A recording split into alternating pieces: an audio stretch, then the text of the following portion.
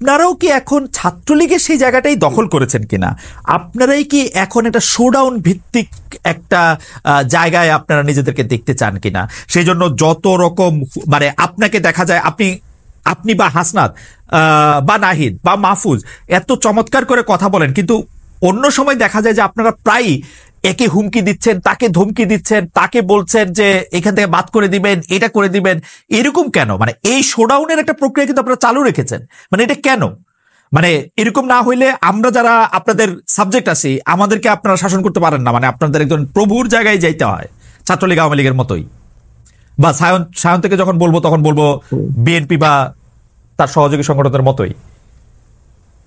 দেখুন, এই জায়গায় একটি কথা বলি, সেটি হচ্ছে যে আমরা আসলে 5ই অগস্টের অভ্যুত্থান পরবর্তী সময় একদম লম্বা একটা সময় ধরে ইভেন আজকের দিন পর্যন্ত আমাদের বিভিন্ন দিক থেকে আমাদের চক্রান্তের গন্ধ আসে, বিভিন্ন দিক থেকে বিভিন্ন নাশকতার বিভিন্ন রকমের যে প্ল্যান সেগুলো আমাদের সামনে বিভিন্ন ভাবে আসে।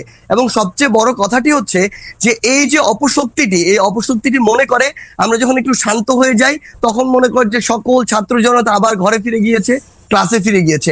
এবং ওই সময়টিতে তারা এমন ভাবে, আমরা দেখেছি সচিবালয়, আপনি নিজেই দেখেছেন, আমরা হাইকোর্টে দেখেছি, আমরা বিভিন্ন জায়গায় এটি দেখি, আমরা গার্মেন্টস কর্মী, আমরা সাভারের দিকে দেখেছি, তারা বিভিন্ন ভাবে বিভিন্ন রূপে ফিরে আসে। এবং তখন ফিরে আসে যখন দেখে আমরা কিছুটা শান্ত হয়ে গিয়েছি। তখন ওই যে আমাদের 3 অগস্ট কিংবা 18, 19 জুলাই কিংবা 5 অগস্টের যে হুঙ্কার দিয়ে রাজপথে নামা, ঠিক ওইভাবে আসতে হয়। কিন্তু সত্যি কথা আমরা আসলে ওইভাবে আসতে চাই না, এবং আমরা চাই ধীরে ধীরে যে বিষয়গুলো সংস্কার প্রয়োজন, রাষ্ট্রের স্বার্থে এখনই যে বিষয়গুলোতে কাজ করা প্রয়োজন ওই বিষয়গুলোতে আমরা কাজ করি, এবং কাজ করে আমরা এই বাংলাদেশকে যে জায়গায় দেখতে চাই এবং সবশেষে একটি জনগণের ভোটে নির্বাচিত যে একটি সরকার আমরা দেখতে চাই সে পথে যাই। কিন্তু সবচেয়ে বড় কথা হচ্ছে ওই যে আমরা একটি কথা বারবার বলছি যে ফ্যাসিস্টের মাথা চলে গেলেও এই যে ডালপালাগুলো এগুলো বিভিন্ন ভাবে বিভিন্ন দিক থেকে উকি দেওয়ার চেষ্টা করে, গর্ত থেকে উঠে আসার চেষ্টা করে, এবং তাদের সাথে আপনি যদি ভালোভাবে ডিল করতে চান তারা তখন মাথায় উঠে বসে। ওই জায়গায় আপনার মাঝে মাঝে অন্তত তাদেরকে এটা বোঝানোর জন্য যে না আমরা এখনো আছি এবং প্রয়োজন হলে আবার আমরা রাজপথে নামতে পারি, এটা বোঝানোর জন্য হলেও আসলে মাঝে মাঝে হুঙ্কার দিতে হয়। সার্জিস, খুবই ইন্টারেস্টিং। মানে আমি এরকম শুনছি অনেক সময় পুলিশরা বিপদে পড়ে আপনাদের ডাকে, যে মানে বাংলাদেশের যে মানে আমরা ব্যাপারটা ঠিক এরকম আমরা আমাদের জায়গা থেকে মনে করিনি। আমাদের জায়গা থেকে ব্যাপারটি এরকম মনে হয়েছে পুলিশ বাহিনীর অধিকাংশ সদস্য কিন্তু এখনো তাদের ওই ভিতরের যে একটি মানসিক বা নৈতিক দুর্বলতার জায়গা সৃষ্টি হয়েছে, তাদের যে কতিপয় সদস্যের যে বর্বরতা কিংবা তাদের যে অতি উৎসাহের কারণে এবং ফ্যাসিস্ট সরকারের দালাল হিসেবে নিজেদেরকে আরো বেশি প্রমোট করা, তুলে ধরার কারণে, ভবিষ্যতে ফায়দা বা সুবিধা নেওয়ার কারণে তারা এই যে বর্বরতাগুলো চালিয়েছে, এবং এটার কিন্তু তারা নিজেরাও এই বর্বরতার অংশ। আমরা দেখেছি অনেক পুলিশ সদস্যের সন্তান মারা গিয়েছে।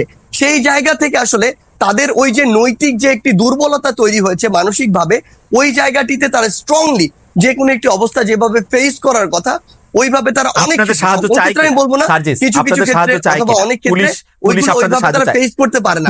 তখন যেটি হয় আসলে যে তাদের ক্ষেত্রে থেকে তখন যে জিনিসটি হয় যে আমরা যদি ওখানে কোনো একটি স্টুডেন্টদের অংশ থাকে তাদের সাথে আমরা কথা বলার চেষ্টা করি, কিংবা আমাদের সরকারে অন্তর্বর্তীকালীন সরকারে যে আমাদের 2 জন উপদেষ্টা এবং একজন আমাদের বিশেষ সহকারী রয়েছেন তারা তাদের জায়গা থেকে কথা বলার চেষ্টা করে, নাগরিক সমাজের সাথে হোক কিংবা শিক্ষার্থীদের সাথে হোক।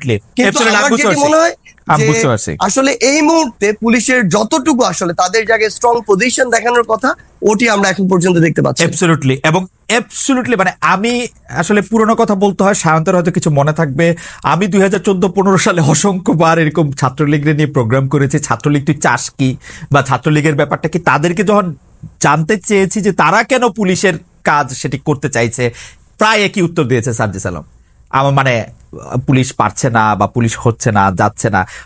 একটা জিনিস আপনাকে পার্থক্য আছে, না পার্থক্য আমি শুনবো, আমি দ্বিমত প্রকাশ করি।